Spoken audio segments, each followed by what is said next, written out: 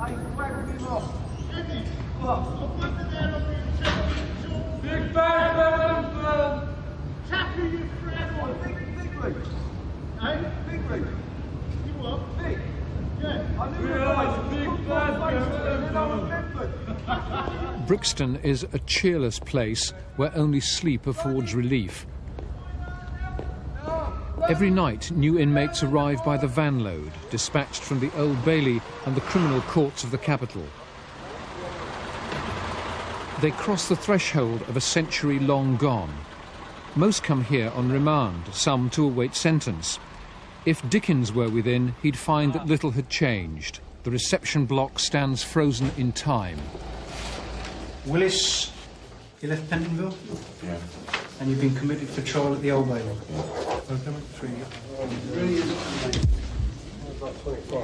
Paul Willis spent the previous night in a police cell, the night before at Pentonville. His family have now lost track of him. This is his first taste of Brixton.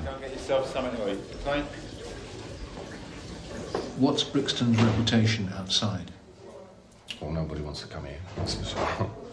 It's got a bad reputation. It's a bewildering place, but better than it was a year ago when 1,000 prisoners packed its wings, many 2 or 3 to a cell. Now the numbers are down to 750. Paul is bound for F Wing, the medical block, and that's the grimmest of all. Paul isn't sick. He's come here because the top 2 landings are now reserved for healthy prisoners. Come this way, Paul. 12 months ago, all 4 landings were crammed with 250 inmates, most of them mentally ill. F Wing was bedlam. F Wing was hell. Here, most of the 15 inmates took their lives. The cell doors are now painted in soothing pastel. The 2 landings below still house the mentally disturbed, their number now reduced to 100. Do you want to get your water and what do you want to get sorted out, fella? What's the cell like? A single cell, I suppose that's some consolation. I don't know who you're going to be locked up with there, really. And there's some medical wing as well. There's all the head cases are in here, aren't they? There's a medical wing as well, isn't it? We've got all nuts in here, I think, and that. But those people who are mentally disturbed They're are on the downstairs, yeah. not up here. That's right. But it's the same wing. Does that concern you? Yeah, slightly. Names, like paint, are designed to wipe out memories. F-Wing, the medical block, is now referred to as the Healthcare Annex. The prisoners still call it Fraggle Rock, named after the Muppets Madhouse. If you carry on down this end, John, I'm going to do the watch up the other end for you. Okay. All right. There hasn't been a death on F-Wing for nearly a year. Potential suicides are checked every 15 minutes. There are 50 prisoners on this landing, 20 deemed at risk. Only 3 officers are on duty. Most of the staff seem caring and kind. I'll see what I can do for you. Who do you want to be in with? Someone on Do you know anybody? No, not really. All right, I'll leave you out. When I wander around, see if there's anybody we can get on with. All right. The most suicidal are kept under permanent observation in the prison hospital. The danger is real. The last 3 years I've been on duty when 2 people have been found hanging, and I've been on the scene straight away. On this wing? On this wing, yeah. What did you find? On both occasions, the guy was hanging from the cell bars, both times using bedding. That's not true. Once with bedding and once with a belt. Both died. Even though we were there very quickly, both guys died. Have you ever been on the 15-minute watch? Yeah, I was on. I think I was on that when I tried to hang myself. This was about 2 months ago. I had a sheet and I ripped shreds out of it. I put the shreds through one part and pulled it out with a matchstick. I'd done a couple of shreds and I just put them around my neck. Yeah. I mean, that was the only thing. I mean, I wouldn't have done it. But if I didn't get the medication, I think I would have done it. And could you have done it, given the sheets and given the nature of that window? Oh, yeah, it could have been done, yeah. But those windows are supposed to be suicide-proof. They're supposed to be, but they're not. They're not. I mean, if someone's going to commit suicide, all you have to do is turn this bed upside down, and you've got the perfect way to hang yourself, you know? Easy. Not that there's been any hangings lately. The last time I was here, there was, I think it was about 4 or something. You know, 4 people who killed themselves. It's terrible. It's not as though people care, you know. I mean, you come in here, oh, you're in a prison, but you expect some sympathy sometime, you know. But I'm not saying all the officers, but a third of them are animals. You can't talk to them. They won't listen to you. You know, they're no interest in your problems. All they're interested in is at the end of the day, are they going to get their wage packet. Then you get the other 2/3 who are pretty reasonable. Then you get some of them that are really good who you can get on with, you know. But, I mean, there's no low sympathy in this place for no one. What do you think will happen? 3 years. You're going to get 3 years? Yeah. The Samaritans bring added sympathy from outside. They've now access to the landings of F-Wing. They're both all right, 3 years. It's good, you know what I mean? How do you feel about that? I mean, It's bad. you feel bad? You're supposed to get like this. This is yeah. But how bad? They hope to pick up any signs the officers may miss. Okay, well, you take care and I'll come back and see you. Yeah, nice. Okay. Have a nice minute. You too. Yeah, Take have a care. nice minute. How long have you been coming to F-Wing? 2 years. Is the suicide risk high on this wing? Yes. Yes, I would think it's fine. It's very depressing. It's very depressing. They're in their cells a long time. A lot of time to think. A lot of them are worried about their families. A lot of them are worried about the crime. Very, very worried about as they're coming to trial. Some inmates are moved here from other parts of the prison because they seem excessively depressed or their mental condition is giving concern. Others, remanded by the courts for psychiatric reports, are sent straight to F-Wing. The routine is much the same, but here they can be kept under observation. When I got moved over here, I was moved into a cell, 2 cells down there, and it absolutely stinks of urine. It's filthy. It was absolutely filthy. I wasn't given an opportunity to clean the cell out last night. I complained about it this morning. I asked if I could clean it out. I noticed that this cell was free. I asked the officer if I could move into this cell, and lucky enough, he said yes. Did you spend last night in the urine-stained cell? Yes, yes. And it absolutely reeks. I'd done everything I possibly could to get it out. Plus, I had a fella next door to me. He talks to himself all night long. It's hardly conducive to getting a good night's sleep. There's the people downstairs in the strip cells shouting out to each other all night long. Radios out the hatch and all that. How would you describe F-Wing? Frightening.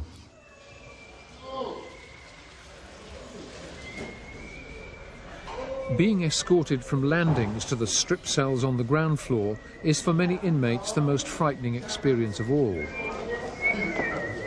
It's a descent to a dark age.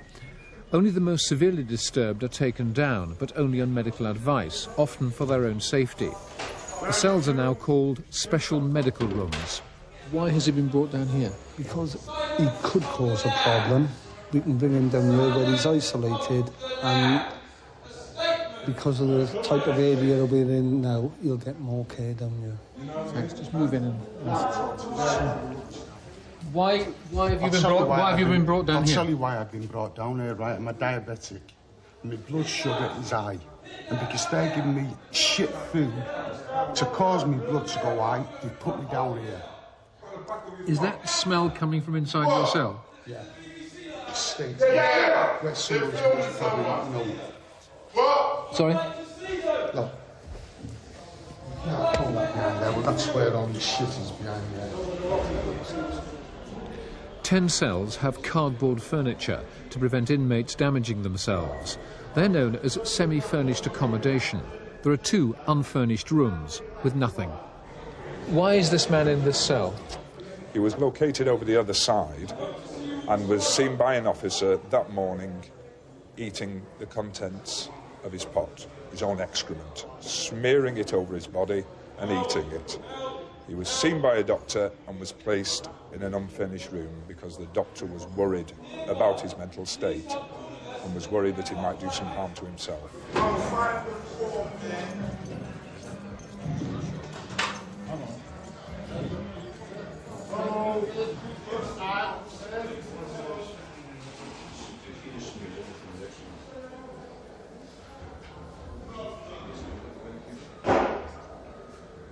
You call this the special medical unit?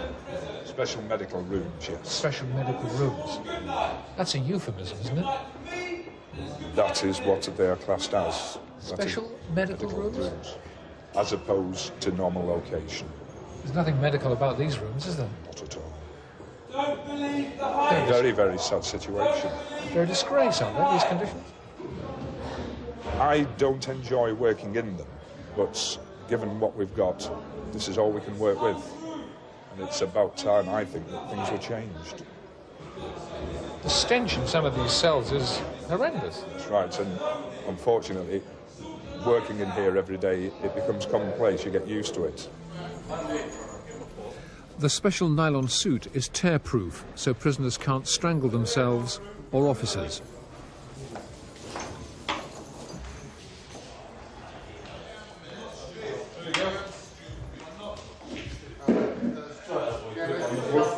Yes, I'll get you a cup of water in a minute.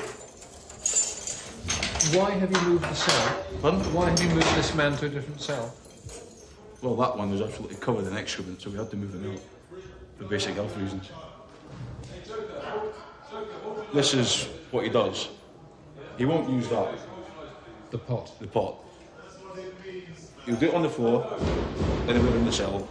He'll cover himself, cover the walls, and it's a steady process. We'll have to get somebody in there to clean that cell out while he's in here. Now he'll probably do the same in here. We'll have to move him backwards and forwards. But a man in this condition shouldn't be in this cell, should he? I agree with you. I totally agree with you. That's the way the system works at the moment, though, I'm afraid. What's he doing in a prison? Should be in a psychiatric hospital, shouldn't he? Oh, I agree with you, yeah. I can't disagree with you about that. And how long will it be before you have to move him again? That's a very good question. I honestly don't know. Right, you want a cup of water?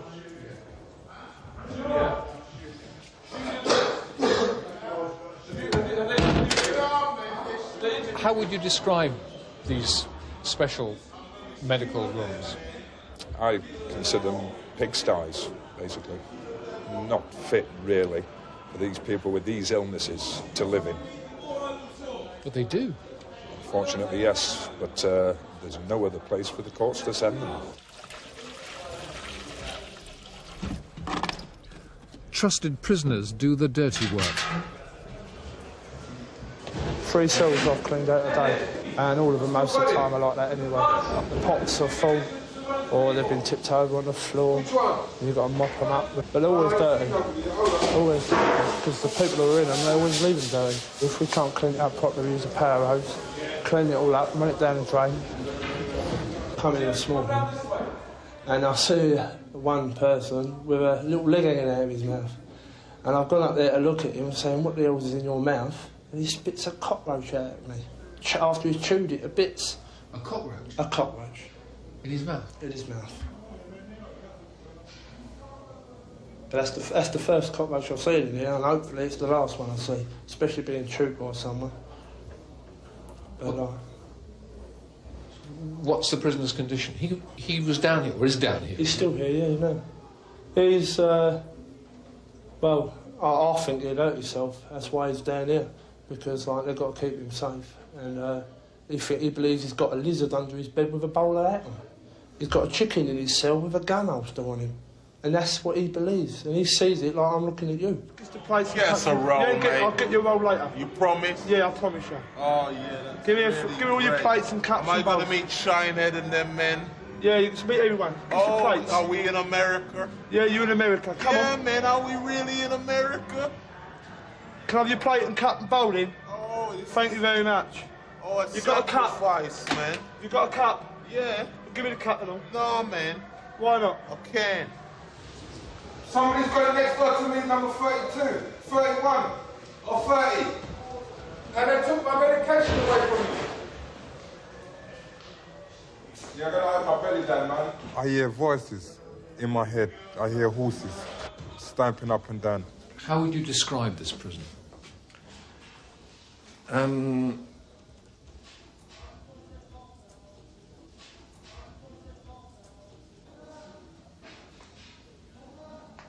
Awful.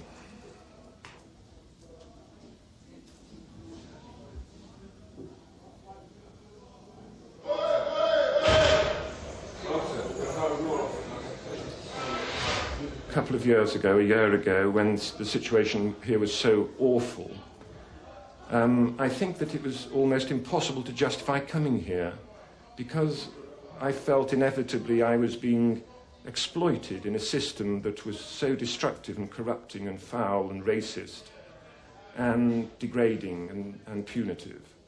And I felt that my presence here, in however small a way, allowed that system to continue.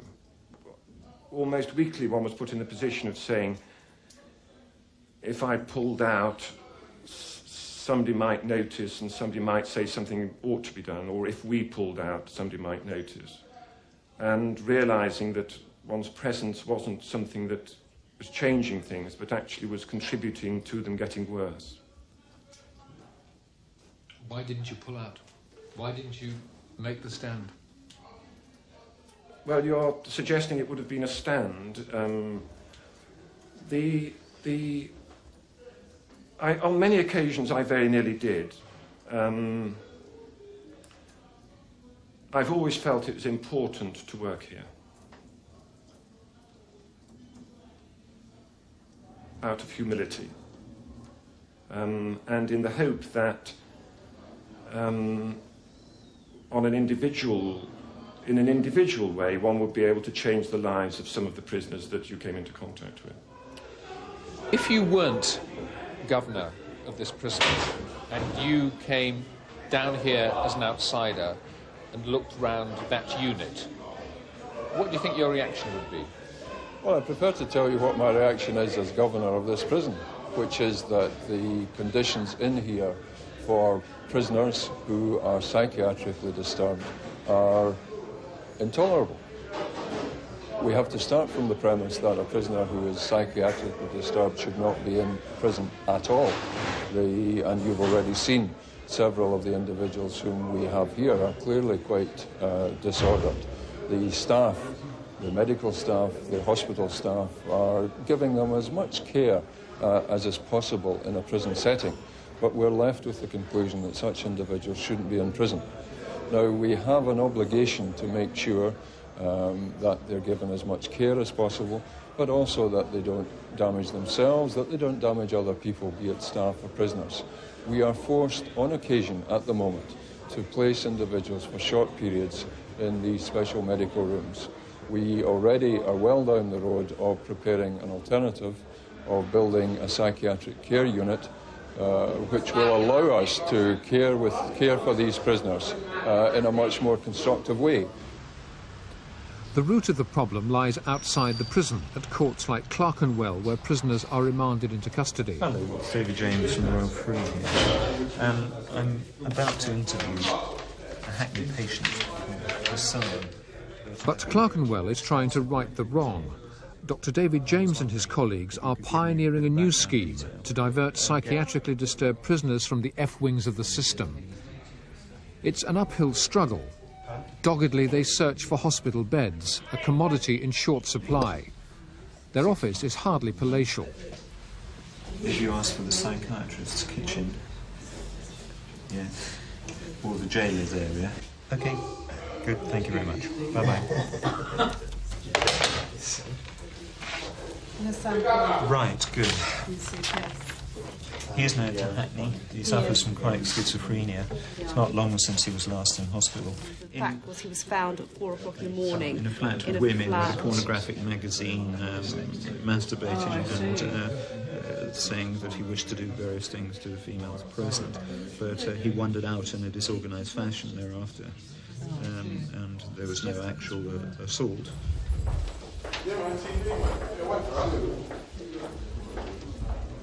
Very helpful if we could actually just have a quick word with you. We need to ask you a few questions to find out if there's anything we can do to help you. Do you understand where you are?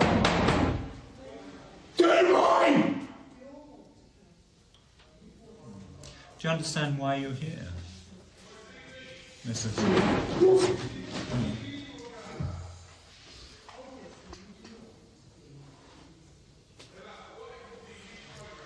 The reason we've come is to see if there's anything we can do to help you.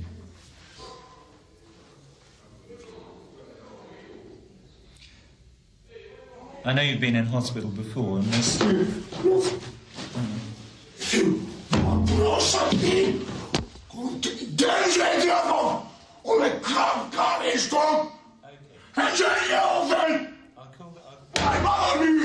I'll call the jailer and we'll allow you out. Okay?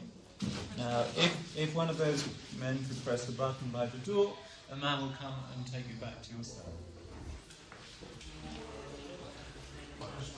He is evidently disturbed, too disturbed to allow us to interview him. We've rung up the hospital in question. They've agreed to have him back and to provide a bed today so he can be taken straight there from the court. Would this particular person have gone to Brixton? Yes, it might have been another remand prison, but would probably have been Brixton.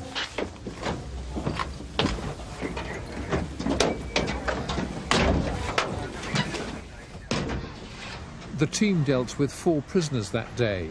They found a hospital bed for 1. Normally their success rate is 50%. Back at Brixton, the inmate who kept fouling his cell has just been examined by a visiting doctor. He has been seen by a visiting consultant forensic psychiatrist who has interviewed him for about half an hour. His opinion seems to be that he may be suffering from psychotic illness, but physically he is not deteriorated to the extent that we need to take any emergency action to get him to an outside hospital. But Brixton's own doctor didn't share that view. My feeling is that he should have really gone into a hospital straight away. Does the experience that this patient is having in Brixton prison make his condition worse? It undoubtedly does, because we haven't got the facilities for his treatment, nor for his recovering from that acute condition. Does this situation increase the risk of suicide? It certainly does, yes.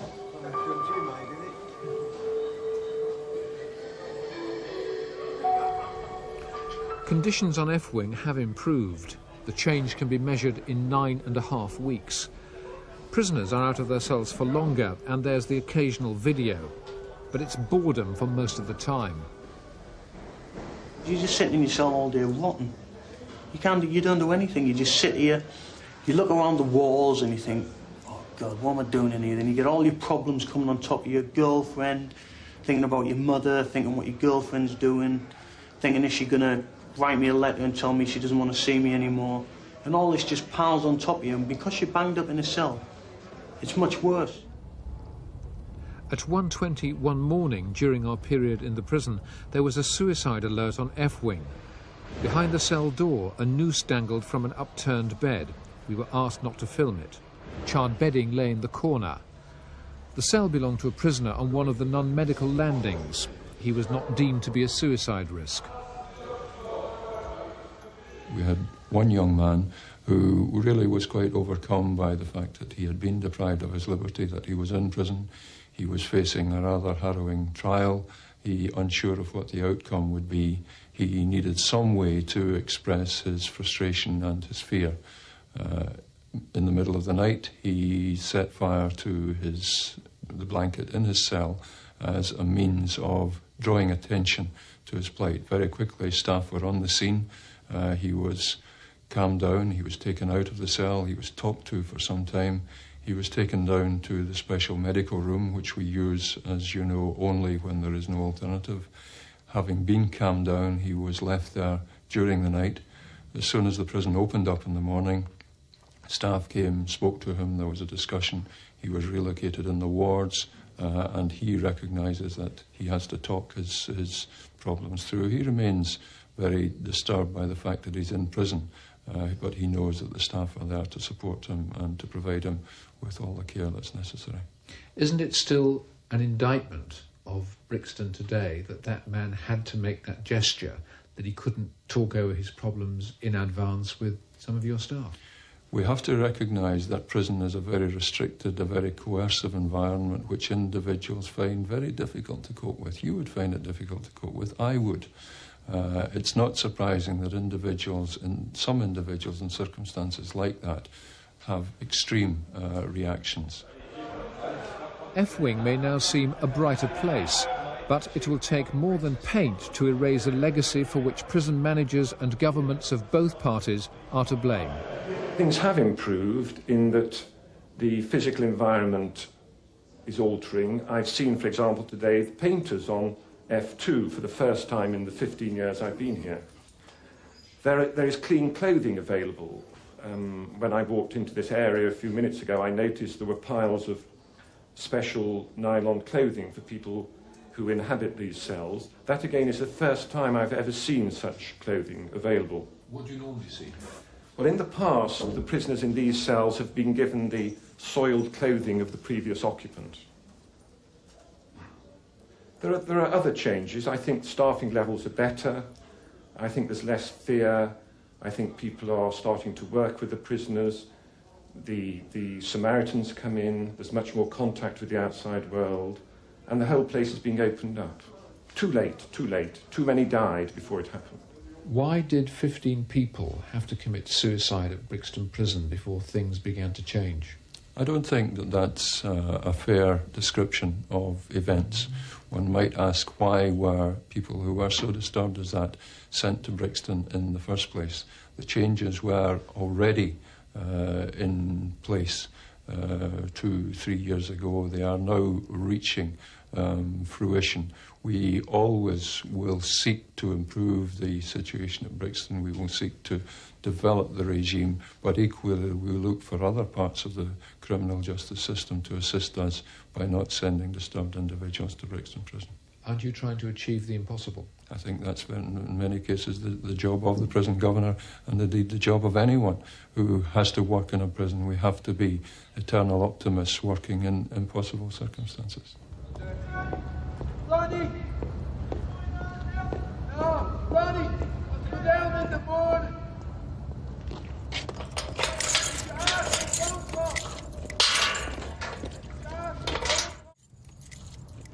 Brixton's long night is over. Another day begins.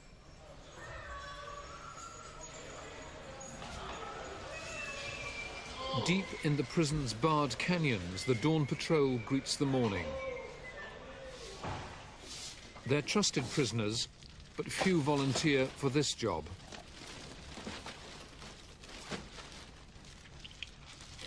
Human excrement litters the ground. It's been thrown from cell windows overnight. Getting rid of it means getting rid of the smell.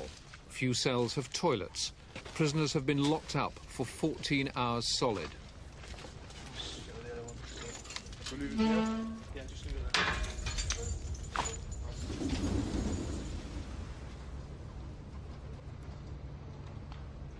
For most cells, a toilet means a bucket in the corner. These cells were locked at 6:30 the night before. The new day offers only more of the same.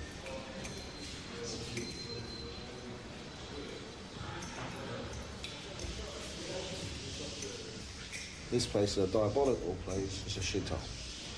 This is not a prison that you're totally locked up all the time. All the time. There is no other prison that you're just never out. As far as I'm concerned, they should just thank me like these stars that they've got a cool set of prisoners. The cells are opened at 8 to slop out. This stinking ritual will end by 1994, when all cells will have toilets.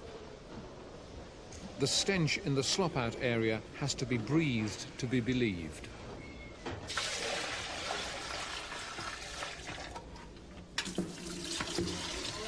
It's hardly a breath of fresh air, but it's relief from the tedium of being locked up for more than 20 hours a day.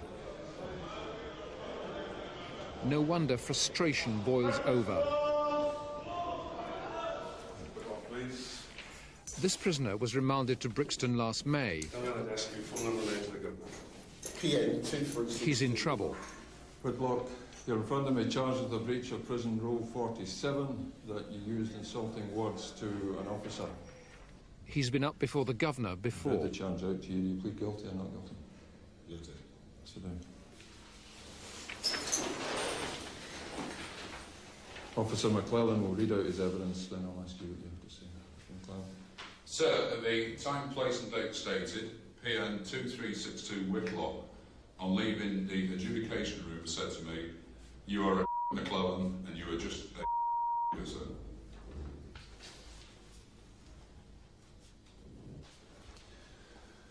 What do you have to say? Well, as I told the government before yesterday, I just haven't got it in me to swallow my pride concerning this individual officer, because he just always seems to get on my nerves, Governor. And I told him the same thing yesterday. Probably basically I should have just kept my mouth shut, but... I know you well. I've said to you before, I only know the good and the bad in this prison. I did keep quiet for a while. You did, that's true. So I haven't seen you for some time. You said it yourself, you can't keep your mouth shut. The staff are entitled, are entitled to some respect and not to receive the abuse that they do. I accept that you were worked up after the adjudication yesterday. What you said to Mr. McClellan is totally unacceptable. I'll give you the benefit of the doubt, since you were worked up yesterday and in hot blood. I'll let you off with a caution. I'll say to you again, if you're in front of me again, I'll take account of the fact that you got off this time with a caution. You understand? Caution. The prisoner was returned to the segregation unit, the punishment block. You don't make your life here any easier by treating prison officers like that, do you? But you don't treat them all like that, do you? You give a dog a bone. If they give me a bone, I'll give a bone. And if you start treating me as if you think because I'm here, I'm any less a person than you are, I'm not, because I'm locked up anyway, so I've become hardened. Do you understand? So what they're going to do to me is not really going to... Do you understand? I'm willing to take the stick, just for the sake of my pride. There's a fine balance to be hit between insisting that good order is maintained, but recognising that someone like him, who's a fairly volatile young man, has difficulty in coping with the tightly structured regime of Brixton Prison. And those are things that you have to bear in mind when you make these instant decisions. And continually grinding him into the dust, into the ground, as it were, can be counterproductive to a certain extent.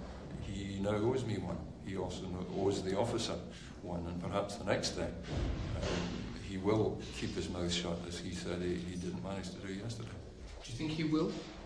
He won't do it all the time, but from time to time he will, and continually, like water dripping on a stone, if we treat him in a decent way, he will begin to respond more positively. And it's not simply the staff in Brixton Prison. That's probably the way he handles his life outside. He won't think the governor's a softie. He knows me of old.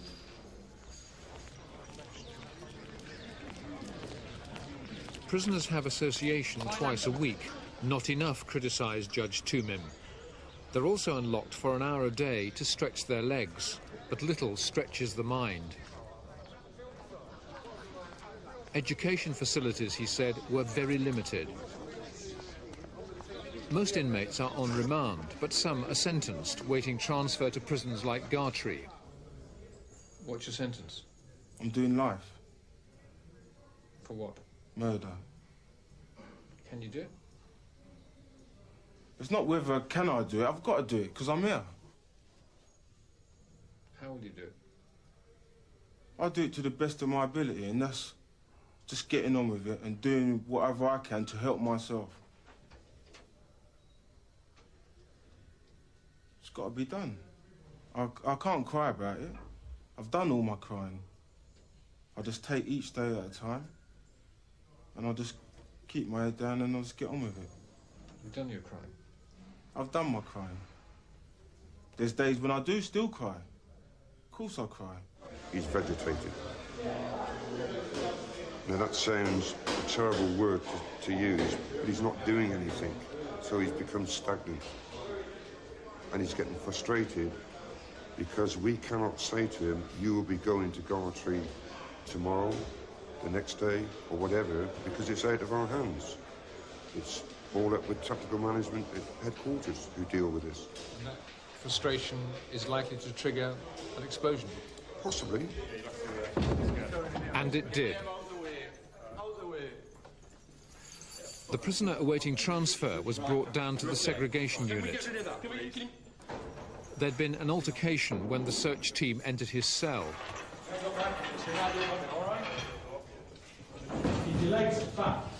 Keep your legs back. Then your head to the wall that way. Get the use of force, please. Yeah, the team that brought them down to fill them up. You're going to have to recheck the ones that we've got our cell ready.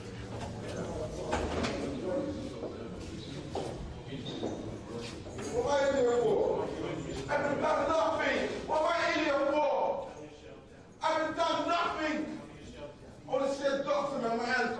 I haven't done what I'm in here for. I haven't done food, man. What am I in here for? See you.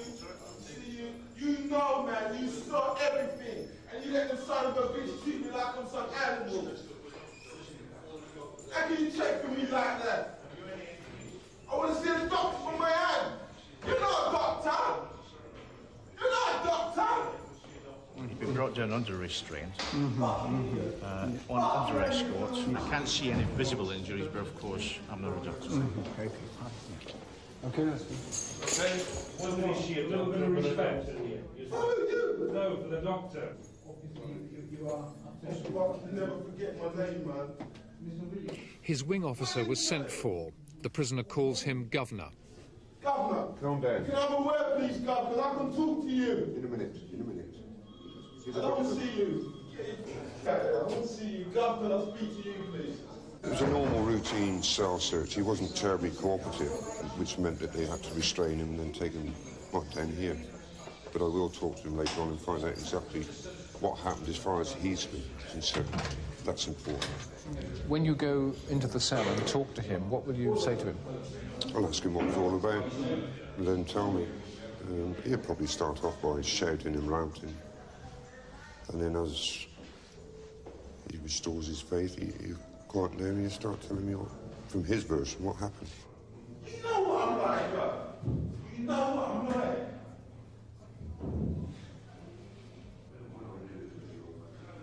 That's what it goes. He says to me, you know what he says to me? He says to me, I don't care which way I get you out of the cell. In fact, I'll quite like knocking you up if it comes to it. You know what I'm like, though. That's me, I don't nothing.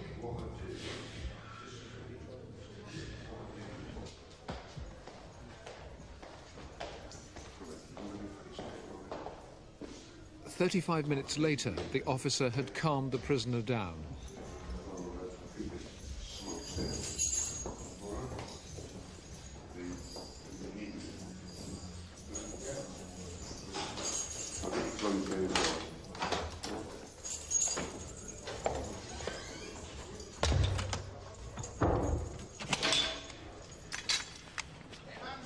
Maximum effort on the exercise, boys. Catch your breath on the jog. Prisoners explode because there's little opportunity to work off their frustrations. The judge described facilities as impoverished. Brixton learns to improvise. I feel that gym time for the inmates is the best thing that they can have. I mean, you can give them any amount of welfare, probation workers and cell hobbies. I mean, that's all right, but really what the lads want is gym. They want football, they want weight training, circuit training, basketball, you know. That's what gets lads in, you know, out the cells. There's a small, reasonably well-equipped gym at Brixton, but unfortunately the inmates aren't allowed to use it because it's termed as being outside the security wall. The staff use it, and it's just a crying shame that the inmates can't use it. And the inmates all know that the staff are in there because they hear us every dinner time playing football. In Brixton, the walls hear everything.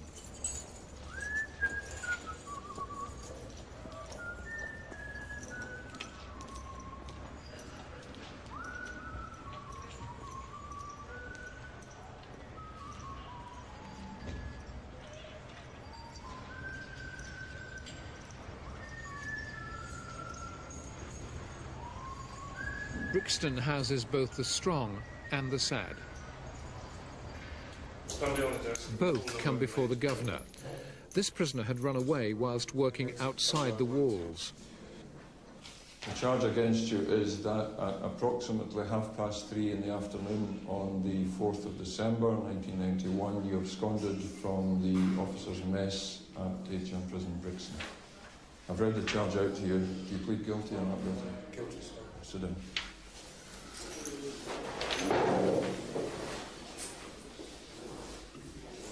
I was carrying out my normal duties in the officers' mess. At this time, I noticed that MX0012 was not present. A subsequent search showed that he had, in fact, absconded. That's Mr. Davis's evidence. Thank you very much. I understand there are domestic difficulties on the outside. It's unfortunate you didn't discuss them before this happened. But, sir, I did ask Mr. Davis to make a phone call, but he wouldn't. Right. Well, we'll look into that outside of here, but you appreciate that escaping from lawful custody is a serious matter. To underline the seriousness of the charge, I'm going to punish you to the limit of my authority. You will forfeit 28 days remission, and in addition, you will forfeit all privileges for a period of 21 days, excluding publications. That is, you'll serve 21 days in a secret sense. Okay.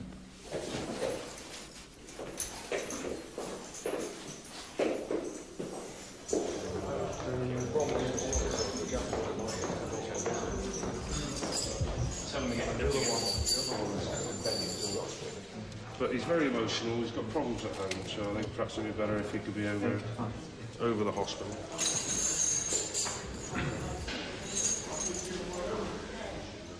The prisoner was sobbing in his cell.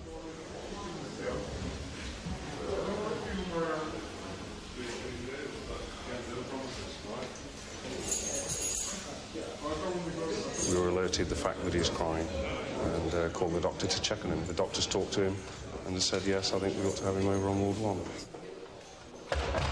Right, he'll go over the hospital. When an inmate starts to cry, because they tend to be as hard-nosed as most people, and they tend to see crying as a weakness. So when it is publicly displayed to us that he's crying, then obviously he's got a problem which needs sorting.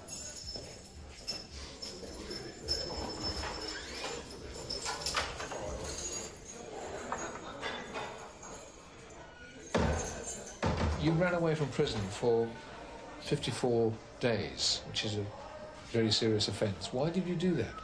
Because one of the reasons was because I miss my family. I wanted to be with them. I did think about giving myself up, but it was too hard to walk through that gate. But I did give myself up in the end. Prison puts great strain on the family. Brixton makes those strains even worse.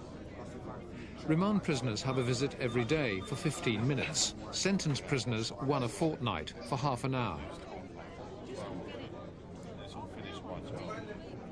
Judge Toomin said that facilities here were so bad, he was surprised the visiting figures were so high.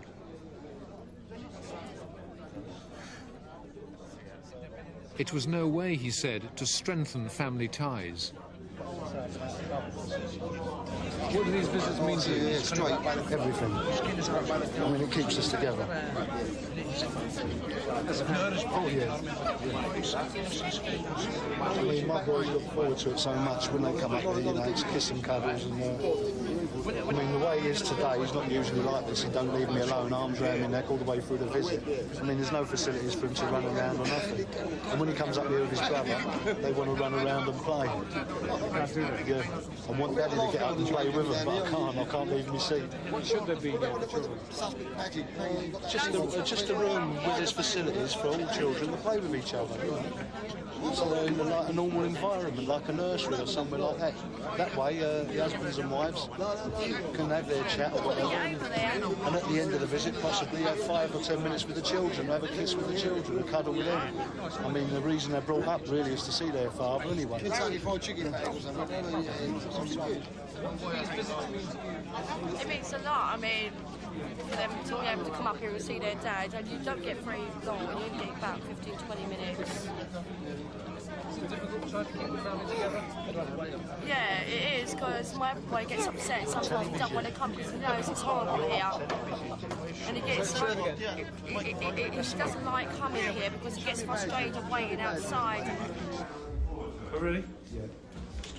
I have to go back to my cell, and all I can think about is my kids, and they get really upset when they leave the visits. 15 minutes is just not long enough to be able to have a cuddle with your children and say what you need to say to your wife.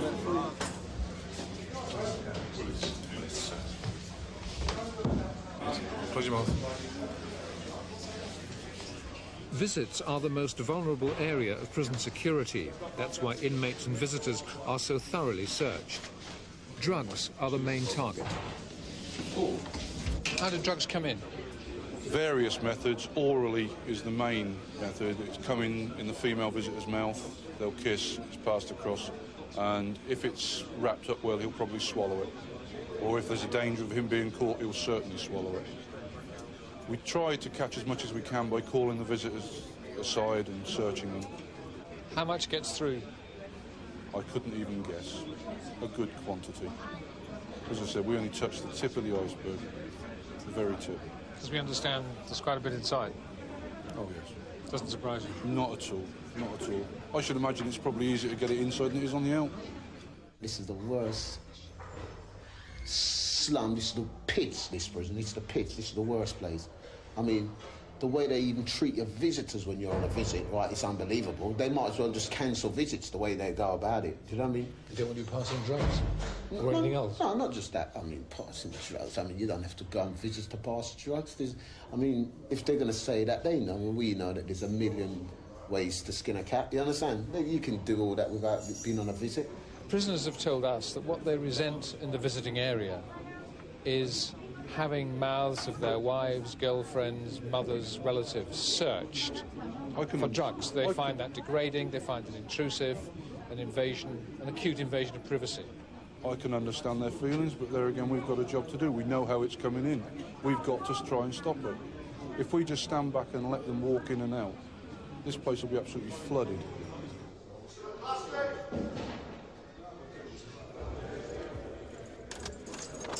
Get your tea, lad. Little escaped Judge Tumin's attention. Why mealtimes so early? Why lunch at 11:30? Why the evening meal at 4:30? Threes, get your tea! He said meals should be served an hour later, but feeding times remain much the same. Judge Tumin said that the regime is little more than routine based on the serving of meals, slopping out, exercise and watching the occasional video. That's still the case, isn't it, at the moment? We've made considerable strides since Judge Tumin was here almost 2 years ago. The numbers of prisoners here have been significantly reduced. I've always considered that that was the key to the development of the prison. The prisoners are still locked up for far too long a period during the day, but that's gradually and consistently being reduced. Prisoners are out of their cell more now than they were when Judge Tumin visited, and hopefully we'll be able to extend the daily routine, the daily time out of cells on a consistent basis in the months to come. Judge Tumin recommended that Brixton needed a proper sports hall, proper education block, proper work and training facilities, a new reception area, a new visiting area. Are they going to happen? It's recognised by all parties as intolerable that a prison such as Brixton, with almost 1,000 prisoners, should not have the facilities which you describe. We are in the midst, at the moment, of extensive discussions about how Brixton is to be redeveloped in such a way as will take it forward to the next century.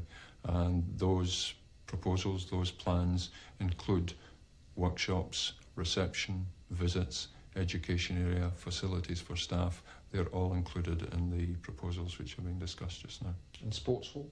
Indeed, yes.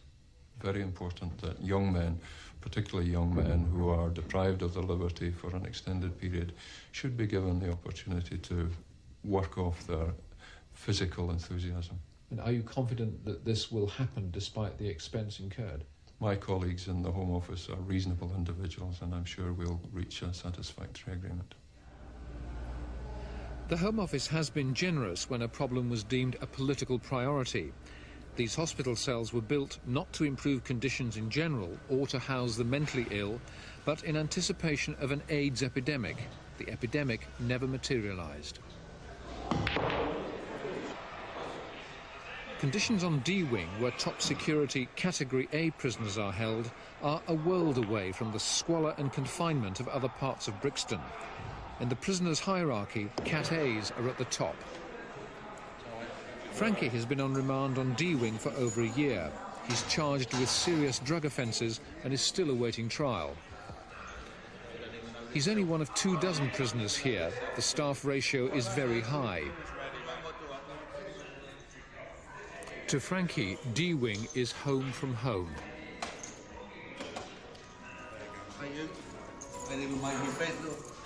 At the moment, the wing's perfect. We've got good officers here. Sometimes they slip an officer into us who's just come out of school. He don't know the drill up here, and he'll follow you to the door and shut your door right away, which gives you the hump. But we go down to the office and we have a word with the governor in the office, or the PO, or the SO, which are quite understanding fellas, and they sit down and have a talk, and it's sorted out within a matter of minutes. Personally, I feel Cat A's, they don't show officers any respect as such, because if a Cat A wants something, he'll bypass the officer and come straight to the SO or the governor or the PO, whoever's in charge.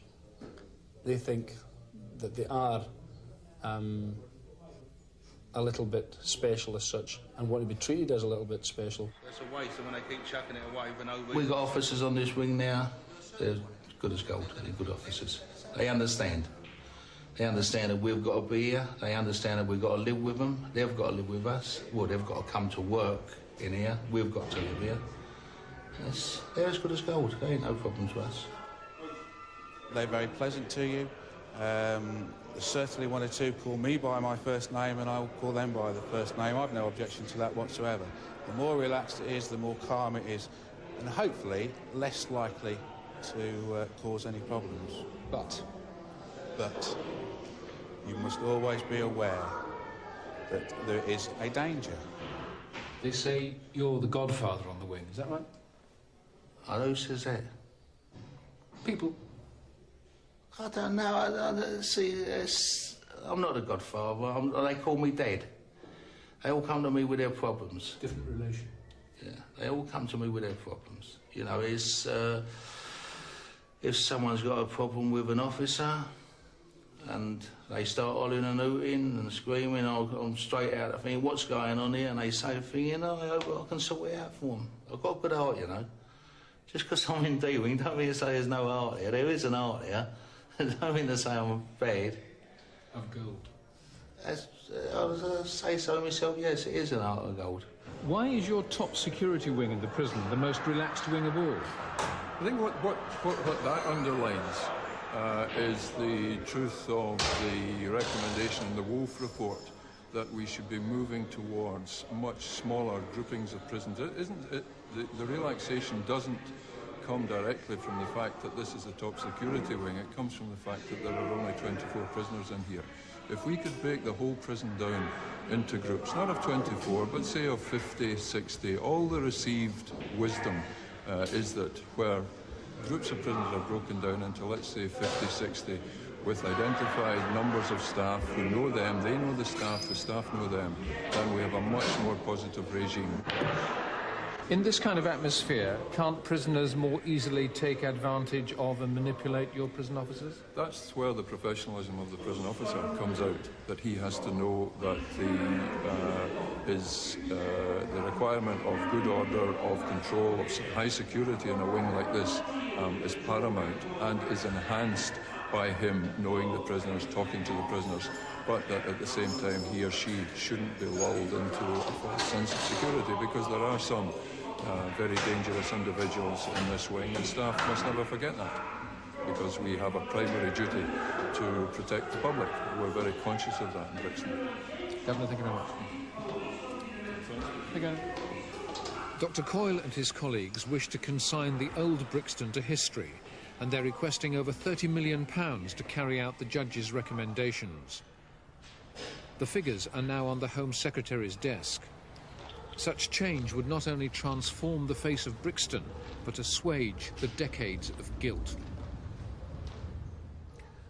Brixton Prison, past, present, and hopefully the future. Next week, poll tax the missing millions. With the deadline for setting the new levels only days away, John Andrew reveals the additional sums we'll have to pay to make up for all the evaders. Councils are now pursuing them, but it's a legal minefield. That's it from Public Eye for tonight. Until next week, a very good night.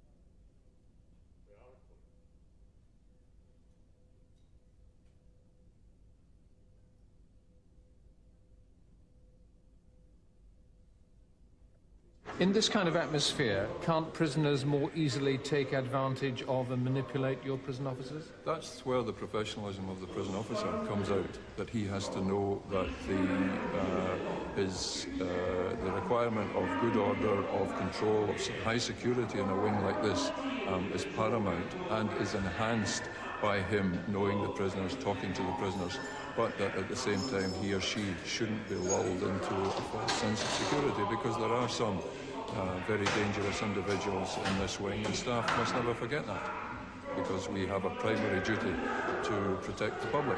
We're very conscious of that in Brixton. Governor, thank you very much. Again. Dr. Coyle and his colleagues wish to consign the old Brixton to history, and they're requesting over £30 million to carry out the judge's recommendations. The figures are now on the Home Secretary's desk. Such change would not only transform the face of Brixton, but assuage the decades of guilt. Brixton Prison, past, present, and hopefully the future. Next week, poll tax the missing millions. With the deadline for setting the new levels only days away, John Andrew reveals the additional sums we'll have to pay to make up for all the evaders. Councils are now pursuing them, but it's a legal minefield. That's it from Public Eye for tonight. Until next week, a very good night.